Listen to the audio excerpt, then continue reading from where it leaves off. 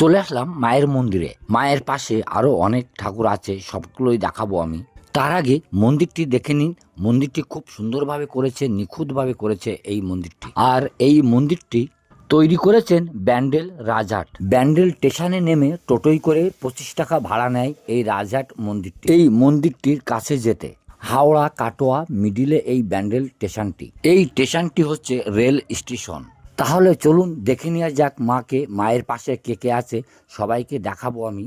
এই মা কালীর ডান পাশেই কৃষ্ণ এবং এই মায়ের বাঁদিকে আছে দুর্গা ঠাকুর। আবার মায়ের ডান পাশে বসে আছে রামকৃষ্ণ এবং বা পাশে বসে আছে সারদা মা।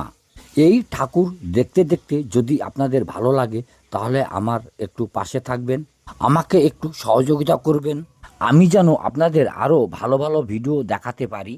আবারও দেখা হবে পরবর্তী ভিডিওতে। সবাই ভালো থাকবেন, সুস্থ থাকবেন এবং এর সাথেই জানাই শিবরাত্রির শুভেচ্ছা। সম্পূর্ণ ভিডিওটি দেখার জন্য ধন্যবাদ রইল।